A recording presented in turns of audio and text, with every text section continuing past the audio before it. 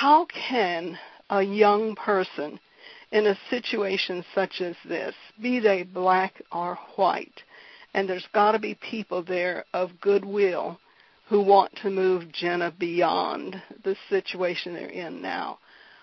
Do you have any suggestions for how the young people, particularly the teenagers, can comport themselves? How can they behave so that things will begin to change? Well, the first thing I would like to say that is there's a lot of anger there. I know there's a lot of anger, and that's fine. It's okay to be angry. But the problem that I foresee is envy and envious approaches to going after folk of a different ethnicity. It's okay to be angry. I understand why you should be angry. It's a natural emotion. One can be angry. But we must look at this situation as a catastrophic blow to democracy. It's not going to be easy. Nelson Mandela said that there is no easy walk to freedom anywhere, and many of us will have to pass through the valley of the shadow of death again and again before we reach the mountaintops of our desires. Mm-hmm. America is not, as best as it could be, but it's the best. And this situation to the young people, it's going to hurt. It hurts now. It hurts for me. I'm literally upset that there are young people who are being victimized, mm-hmm. whether they be white or black, because I know both colors are being victimized there today and exploited. But what we have to do, and what we have to do as a collective society, is to teach ourselves to find within us love, peace, and happiness. We have to teach ourselves not to take from what somebody tells us to believe, but what we find is right to believe. I believe every human being, every teenager has the capacity to love. And if you look at this situation without any hate or malice, you should only find love. And that's what we have to do. We have to find love and peace. And we have to challenge democracy through love and peace. Violence does nothing. All it does is it heightens the situation and makes it more difficult to come out of it. Violence is not the way out. Anger and bitterness will only cause you to not see truth. Mm-hmm. But love provides you with understanding. Mm-hmm. It provides you with forgiveness, and it provides you with clarity. And that's the best way. Everybody's going to have their own solution to handling this problem mentally. Mm-hmm. I'm not a psychologist. I can't give somebody a blanket perspective that they should have. But what I'm saying is that if we collectively take this situation and say, okay, here's a problem that we must fix. Mm-hmm. If we think about it that way, then we can fix it. But if everybody's on different notes and different tunes, and one person is angry, one person wants to bomb this, and one person wants to go out and say this about people, mm-hmm. and not unifying all colors here, mm-hmm. because this is not just a black problem. This is a white problem. You don't want one segment of the population to be anti the other segment. Everybody has to come together and say this is a problem. We need to spread love and peace. Mm-hmm. And that's the true way to reconciliation. And like I said, Nelson Mandela knows something about this. And if you ask Nelson Mandela what he would do, he would say the same thing. He would say love and peace will find its way. Mm-hmm. And we have to know that this is the valley of the shadow of death, and we're going to keep going through it until we all understand that the mountaintop of desire is peace, is love, and is freedom. And once we get there, then America will truly be a great America. Mm-hmm.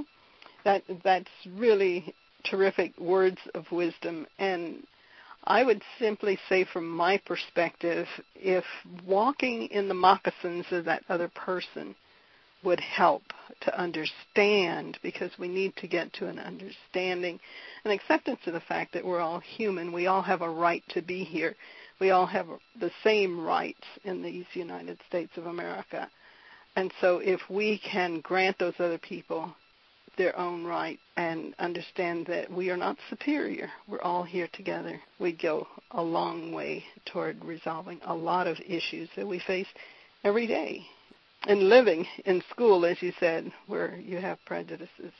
We're not going to solve all the problems of the world, but I really like your message of love, peace, hope. And that's one thing we don't want anybody to give up on is hope, because there's always another day. There's always. Yes, there's always another day. True. It doesn't matter what you're going through in your life. I've been through some tough times in my life. There have been times in my short life where, like I said, I've been racially profiled. Driving in New Jersey on the turnpike the other day, I got pulled over because of perhaps racial profiling. I'm not going to go out and say that, but maybe that was the case. In my younger years, I didn't have it easy. I grew up in poverty. There were nights where we went to sleep, me and some of my sisters, where we didn't have food and where we were homeless in certain instances. But because I had hope and I believed that I could be somebody, like you said, I believed that success was talking to me. I was able to change all of that wrong stuff in my life and become somebody who was a positive, contributing member of society. I can travel the world today and talk to young people about what they can do. And I'm no different. I didn't grow up in a wealthy home. I didn't get handouts. I worked for everything that I got. And today, because I worked so hard, my message is through hard work. You can hear it in my voice. It's not something that just comes out of thin air. When I'm speaking to young people and I'm speaking about this situation here, it's something that I've understood and I've grown to understand. And we need to understand that life is not easy. It's not simple. It's complex. And the way you deal with a complex situation is you provide simple answers. A lot of people like to give you complex answers, but it's very simple. It's very simple. Like you said, if I was in your shoes, what would I do? Somebody said the other day, if that was your child, what would you say? And that's how we have to think. It's sad that we have to think that way because we should think that way automatically. That should be an innate thinking. But you're right, Ms. Condrill. That's the way we have to think, and it's not going to be easy. But let's find love and peace. I'm tired of it. We need to find love and peace.